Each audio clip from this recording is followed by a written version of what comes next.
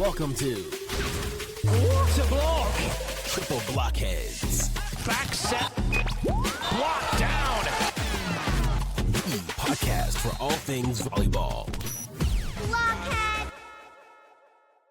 Aloha and welcome to another episode of Triple Blockheads. Makani here, Frank, Mark, we're the Triple Blockheads, and we're going to dive in, gentlemen, to a discussion on collegiate recruitment, and more specifically, the impact of parents on the actual process of recruitment. And it's a little controversial, but I think what you'll get from the Triple Blockheads here is we keep it real. We're gonna bring the real talk, because I think it just needs to be said and really consumed from all angles, so you can make a decision for yourself, quite honestly. And I know it's sensitive because of the fact that as a parent and as you see your athlete moving from a dependent in-home collegiate high school player or a club in high school player, and then sending them away to a on their own collegiate player in a collegiate program with the collegiate staff, I mean, that's a gigantic just life change.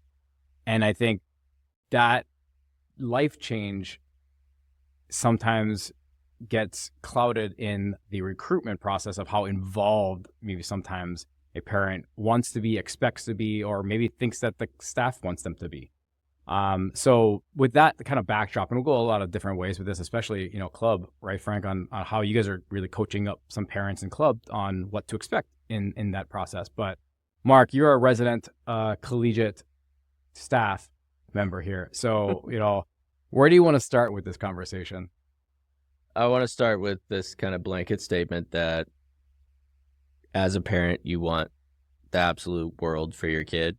And my daughter is 18 months old right now, and I get it, right? I would move heaven and earth for whatever she wants to do in life to pursue. There are ways to go about it that are beneficial, and there are ways to detract. And if it's not your lane of expertise, you can be hurting a little bit more than we help at times. So I think the big thing, we just want to give some of those examples, things to look out for, or things to catch yourself doing and be like, oh, take a step back and refocus on what that main goal is, right? I think the first one I want to start on is probably the most superficial and maybe comical, but it's at club tournaments. Okay. So as a recruiter, right, when I approach a court, there's a line of cameras and dads on the inlines, you know what I mean, filming and cheering and Score! doing their thing, right? Score! Yelling score. What? That won't make me not recruit your kid, but trust me that they have the score in the scorebook and it will get changed. They're also teenage daughter or teenage girls. Their attention wanes at times. Just know that the score will get updated, and don't say that. But don't get me on another tangent Sorry. Makani, man. The tripods have gone out of this world. They've got 15-foot tripods, 20-foot tripods. I do enjoy seeing the dads who are like, I'm gonna kill the tripod game. Or the next thing's gonna happen. Someone's gonna roll up with some drone, and it's just gonna be on the top and just gonna take complete top level video. There is a secret flex happening. The dads. Anyways, Mark. So when I approach a court, I usually know who I'm going to see. We have software on our phones that give us all kinds of data on players' schedules. It lets us have our notes, right? I have a plan of what I'm doing and what I'm going to see or who I'm going to go about. A thing that really kind of puts me off right away is you come up and you're like, hey, coach, my daughter's number 14. Make sure you check her out. That is not the vibe that you want coming to a court. And it's silly. And it's not going to be a reason. If your daughter's 14 and you tell me to watch her and then she puts her head over the net and bounces a ball, then, it won't really matter that you were a little annoying at the beginning of this. You know what I mean? But overall, try and avoid those types of interactions. You're not supposed to really be having conversations with college coaches at those courts anyway. So let's just avoid that situation. The thing that I do appreciate, though, and you can kind of play to every college coach's ego, if you know the school and know their mascot or what they're saying is, like, as they show up, like if I rolled up to a court, someone's like, yo, go State. I'll be like, absolutely, roll clones, and then continue on with what I'm doing. I don't know who your daughter is, but it made me feel good for a second. You know what I mean? So Right. that never helps. A little flattery never helps or never hurts, but don't try and sell your kid as I approach the court. That's not a good look. Not the move. Not the move. So that one is not very impactful. Low damage level, Right. with what you do on there. But overall, just appropriate etiquette. The other thing that is frustrating at times, but again, not a deal breaker for anything, is if I'm standing watching a court and you stand in front of me, like you move yourself in front of me to where I can't see the court now. I just want to find your, I might ask you who your daughter is and then cross her off my list. No, that won't happen. What if he But turns around and says, roll clones? I'm really conflicted. I'll probably give him a hug and then move over to the side again. Again, not super important, but just another thing. Just spatial awareness in confined spaces. Realize that is our job and we are working. And I need to be able to see the court, and I'm not 6'7" like some of these coaches out here. Honestly, for a future episode, I'm actually going to write this down. Club tournament etiquette. We're diving into that in a future episode. Oh, It's gonna be 2 episodes long for me. I think probably the biggest impact you can have as a parent, positive or negative, is throughout more of the interpersonal recruiting process. So when you're on phone calls with your child and the coach, or on visits on campus with your child and the coach, I think that is where you can do a lot of benefit or not a lot of harm, but maybe make it less attractive to having your kid on that team. When we talk about phone calls, right, the purpose of me getting on that phone call with your child and you potentially, one, I want to share some information about my school. Ultimately, I want to get to know your kid. Okay. So if you're the one driving the conversation and asking all the questions, or even like if I ask your child a question and you respond, like that is detracting from my ultimate goal, which is getting to know your kid, right? And determining whether it's a good fit one way or another for us. If you are answering, I don't know that she's a good or bad fit. I know that I don't really want you to answer anymore. You know what I mean? And it just kind of derails that piece of the conversation. Mm-hmm. So that's an important aspect. I think there are ways to communicate effectively through that space. Like if I'm on a phone call with a kid, I think following up their answer with an anecdote, maybe not related to volleyball, but speaks to their character in different ways, is a good path to take, right? How do you put some shine on your kid without talking about like the skill instruction piece? You know what I mean? My job is to evaluate skill, right? So don't tell me how great she is at attacking line or whatever. She's an amazing server, best passer you've ever seen. You don't know what I've seen. Mm-hmm. Don't tell me that.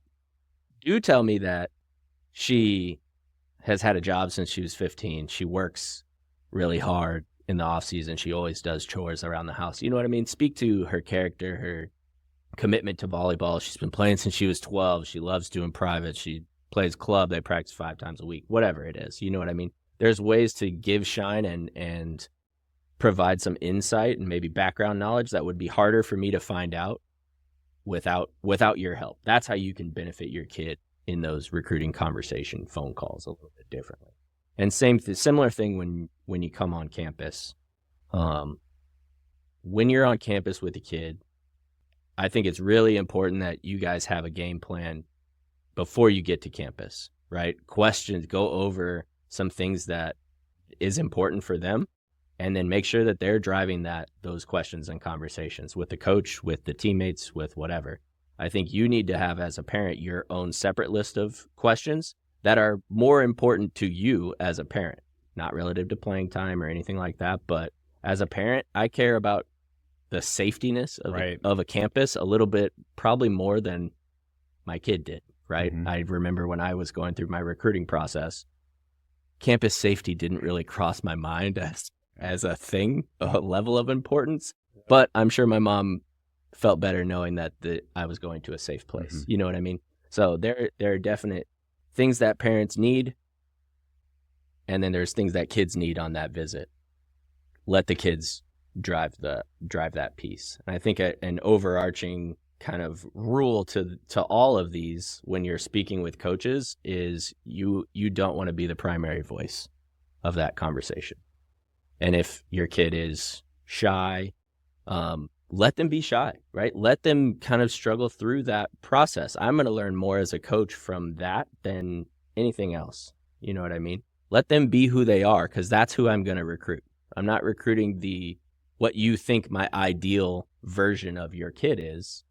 I'm recruiting your kid, and I want to get to know them, all the things, right? The good, the bad, the insecurities, right? All of that piece. Just let it happen, right? And support them and find ways to give them some shine in the background. Now you're a Division I coach. I mean, it's pretty much the same. You coach Division III too. It's pretty much the same, like, set of values for coaches, I'm assuming, right? For Absolutely. I mean, regardless of the division. the character piece doesn't change what I want from Division III to Division I. They just jump a little higher and hit a little harder. Yep. You know what I mean? But I want good people that fit my coaching style, the way that I approach the game, and I think can learn and continue to develop, right? Yeah. So Yeah, I mean, I think to that point, it doesn't matter what level is the fact that you're trying to make sure that whoever you bring into your program is in your program for life, right? I mean, Absolutely. they're going to be an alum, and they're representing not just the program, but the staff that brings them into the program. And I think that's the other thing that's really important, and sometimes gets lost in the recruitment process, is that there's a two-way here relative to just, hey, we want you and you want us. And the only way you build that relationship to gain that trust is to learn about each other. Mm. And I think if you're learning about the athlete through the parents, then you're just looking at you're just learning about the representative of that athlete and not the athlete themselves.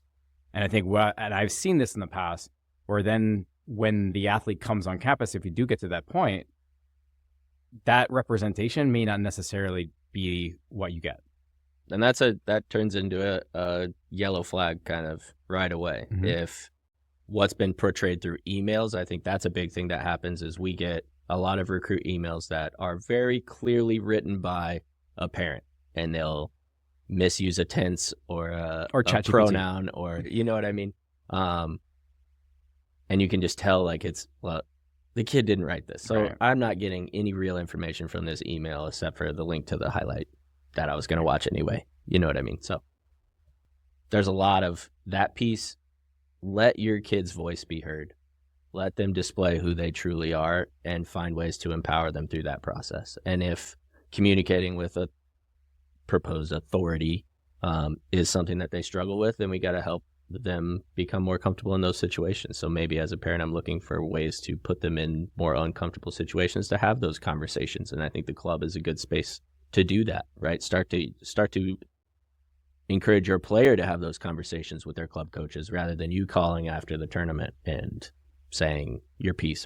So, I mean, I think obviously the goal of the recruitment is to get to know the athlete. So what are some tips or some things for parents to really keep in mind? How can they coach their child to really bring and being an advocate for themselves, right? And also to bring the focus on them, like what they're looking for or what the staff is looking from her or him.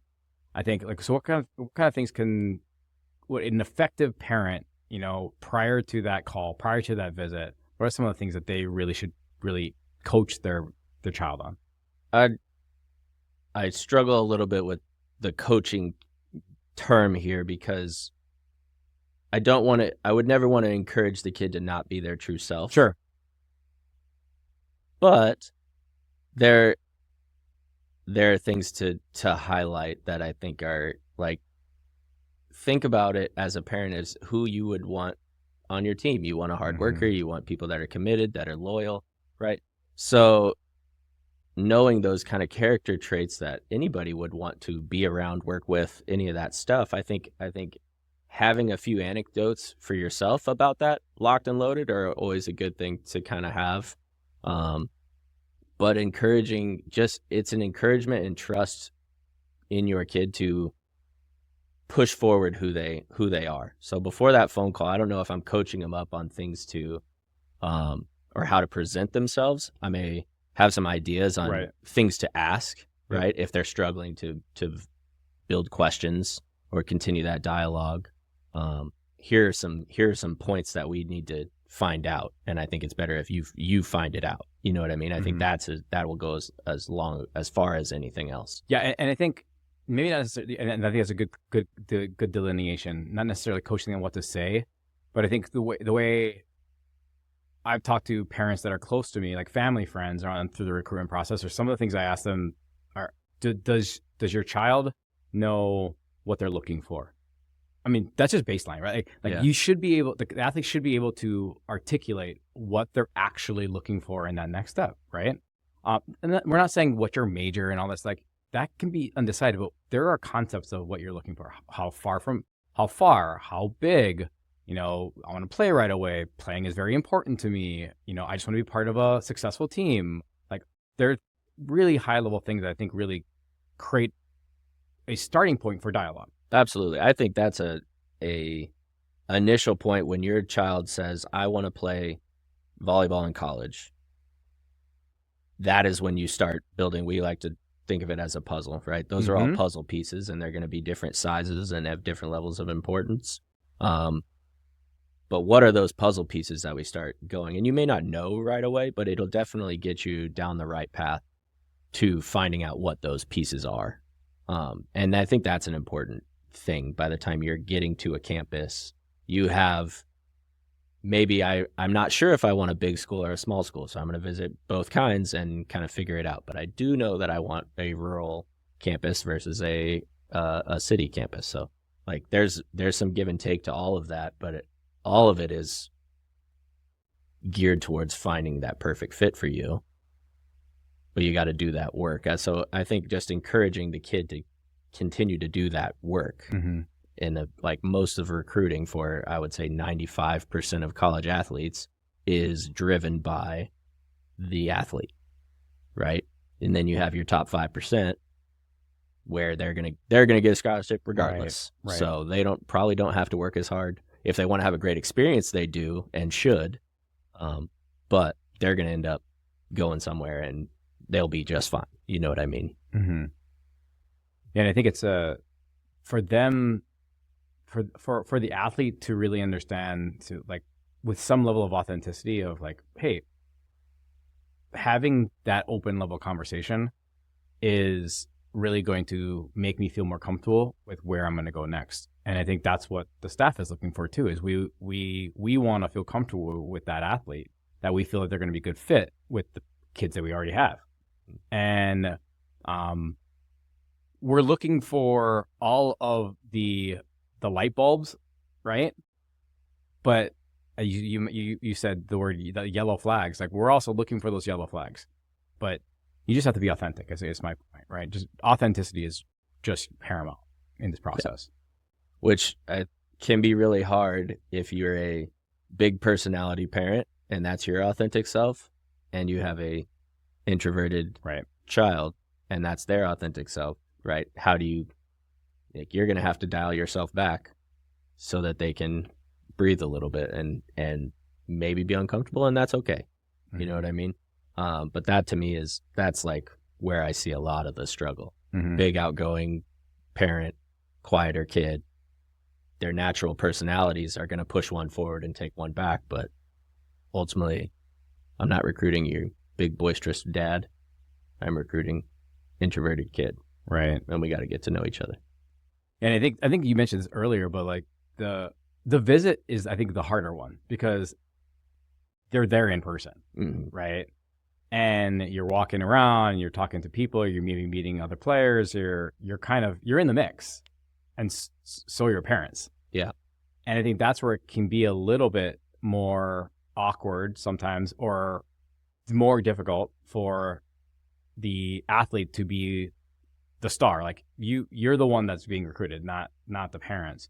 So I mean, I think having a plan of what types of things that the parent is going to live in is everything, right? To your point, safety, transportation, what does the schedule look like? How far from home? Do you guys fly or do you guys drive? Like these are types of things around just overall health and safety and just the well-being of your child. Yep. That I think if you stay in that lane and let the athlete figure out if this is the place that they want to be for 4 or 5 years.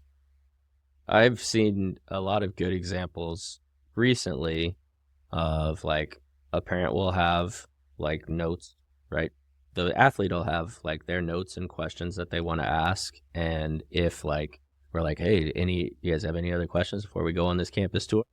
Like they're both checking through. It's like, hey, child, did you ask about dorms or whatever? Right. You know what I mean? Like that is a great way to put the ownership back on the kid, and also shows the coaches that my child is independent from me, Mm-hmm. and they don't need me to do this, but I want to make sure they cover all their bases and can go. You know what I mean? It's subtle, but really, really important, right? I think you mentioned earlier the transition from high school to college is such a drastic one for a student athlete, right? You're at home, your parents do a lot of the things for you. Suddenly you're on your own in a new environment. There's a lot of changes that have to happen. And for us to know that you're going to be successful, I need to know that you have a certain level of independence to you ahead of time. Yeah. And I think your parents can help or hurt through that process as well. Mm-hmm. Well, and I think, Frank, some of that showing of independence, as well as the expectations being set from, hey, parents, when you do get, a school coming and knock on your door or sending you an email, what should you expect and how should you prepare starts in club, right? Because there's a natural, handshake between the club space and the collegiate space. That's kind of the preparation part of it. So, how are you seeing, some of the preparation for recruitment, both from an athlete, but also maybe more specifically from a parent side? Yeah, our graduating classes over the years have really ranged from kids who are playing Division III and AIA, probably for the most part smaller school kids, and then we've got like a couple Division I kids sprinkled in every now and then, every couple of years, starting to have a few more Division I kids that are signing, and then we have a lot of kids that just really love still playing volleyball as a senior, but they don't want to play in college. So it is a very individual approach with each family, because each family kind of has different realizations by the time they're juniors and seniors. I think for us, it starts with, as we get kids coming in at 13, 14, 15, and we start building a relationship with these families and start teaching some of these values. We try to align our values and how we do team selections and who we bring into the club very similar to how a college program would set their values and the types of kids that they bring in. So in terms of like trying to bring talent athletes in, we're almost approaching it kind of the same way, where we don't want to bring in bad teams.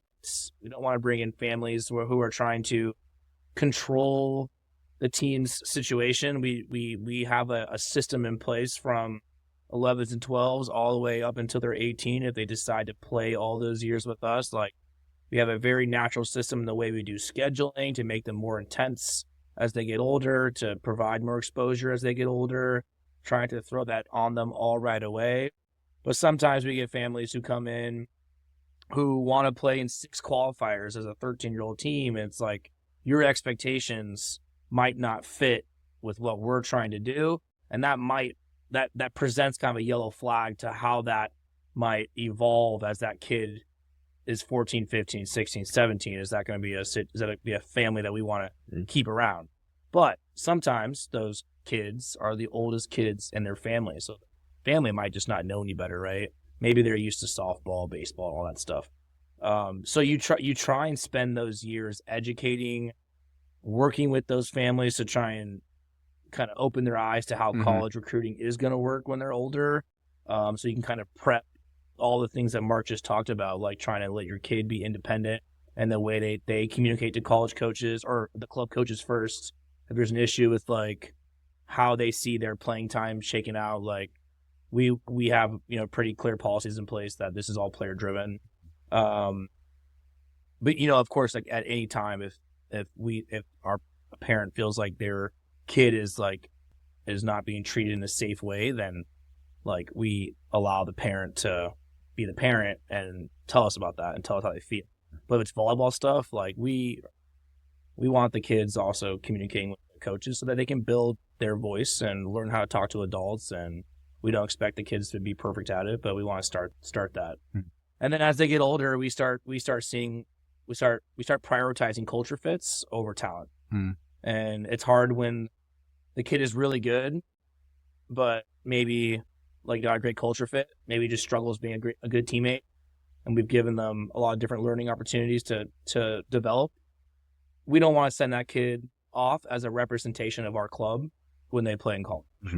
Because we are trying to make sure that the kids after them, the younger kids, still get the attention and the exposure from the college coaches that we have been fortunate enough to have relationships with over the past few years. No, we don't want to hinder those relationships and make our club a place where we're just gonna take anybody. You know, I want our graduating classes to be kids who are all great kids. And I think that's awesome, and because club is, yes, volleyball, but it's also development of life and development of confidence in yourself and advocating for yourself as a young adult and a young person. Do you think that there's a healthy relationship or a open-ended phone line between your older kids and parents that are going through the recruitment process to the younger ones that have not yet, to learn, or do you guys do anything to kind of inject that collaboration between those that are actively in it versus those that are going to be in it soon, right? Here's what to expect. Yeah, I mean, every year we do Zoom meetings we do all sorts of educational meetings on the recruiting process, especially with involving changing dates and when you can contact and getting families understand what all the rules are. So there's a lot of that happens, but that is a good idea. Like actually maybe personally connecting now the older kids and the younger kids. We do like sister teams and stuff where the older kids have a sister team with the younger team and they get to do some activities together, but it's mostly with the kids and the parents. But that's a great idea, having the parents come back and be like, hey, here's some things that we're going through, yada, yada, yada. Yeah, and you can really tell, I mean, from a college perspective, you can tell when those parents, it's their second, third, fourth, like their their subsequent process. For sure. It's always the first one. And again, to your point, right, is if your job as a club, you know, is to continue to develop them and hopefully see them go to their next step, then really identifying, you know, a big part of them finding the right fit is being prepared for and of those expectations from both the parent and the athlete in the recruitment process. Yeah. And we are super honest with college coaches. Like if we've had a hard time with a family and a kid, like we're not going to sugarcoat it with a college coach because those college coaches are our peers. They're our friends sometimes. And we don't want to promote a kid just for the sake of having them signed and potentially damage that future relationship, you know? 100%. Because it will damage it. Yeah, for sure. For sure.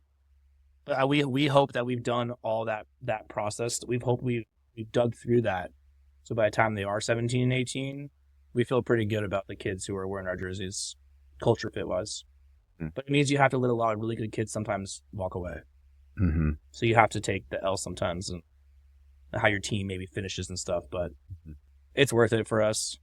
I think you're spot on with all of it. It's that process of developing and is not just related to the court, right? We're developing good humans and independent thinkers, and all of those things matter because when you get to college, your parent isn't there. And a really quick red flag is when the parent starts to call to handle things that the the athlete can Yep. or should. And that's usually that conversation. I worked for Todd Dagenet for a few years, and one of his favorite sayings with recruits on campus was like, oh, our student-parent relationship is really give and take.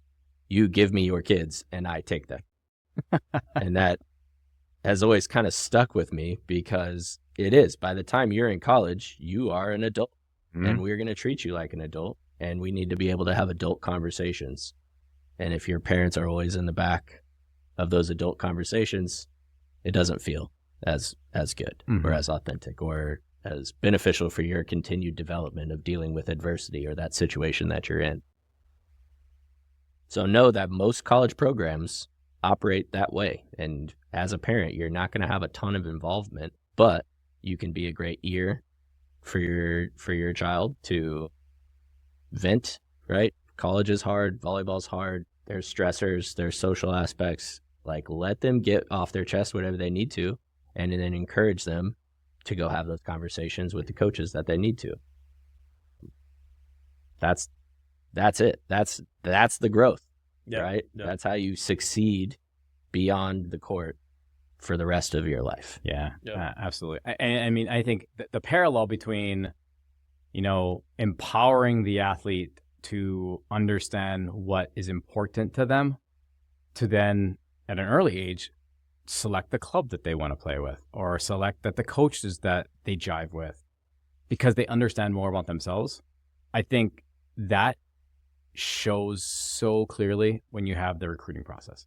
And when they can articulate some of these things, you're like, oh, all right, the green checks that you're putting into the ledger on, is this kid going to be a good fit to my culture?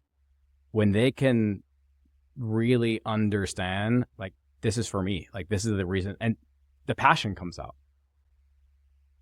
The opposite is also true, though, right? That sometimes a hard no because it's not a right fit is unfortunate, but also equally as good, So like if you have that kid that's that you're on the bubble, or you're not really sure we're gonna offer that kid, but if they're authentic with, hey, these are the type of things I want, and it doesn't feel like the right fit, and I can be authentic and honest that that's not it. Hey, I appreciate those kids just as much. Oh, those are my favorite kids because then, great. Hey, it would be more aligned with your fit? I have no issues giving out recommendations to programs that I know operate that way. Right. Because ultimately I want the kid to have a great experience. Absolutely. Right? It's not about me and my program. It's about the kid. Mm-hmm. So, like, I love when kids are self-aware, have a plan. They come on a visit and be like, yeah, you know what? I don't know if I'm really feeling. This is kind of more what I am looking for. Mm-hmm. Great. Then we can both move on and not continue this, like, sort of conversate, right. Email and text, both of us not really super interested, right? It just prolongs this thing that we both know, which is you don't want to come here. Mm-hmm. And that's fine, right? I want you to go somewhere that you're going to succeed. I don't know that it is here. So go do it and let me help you. Yeah. I would say it's just the clubs that I think do things for the kids too. I think they're operating almost the same way too. If I'm offering a kid on a ones team because we need, another DS, but they would be a libero on a twos team with us, or they'd be an actual libero on a ones team somewhere else. Like, I think it's so cool when you see directors and coaches telling that kid, you should probably go to that team.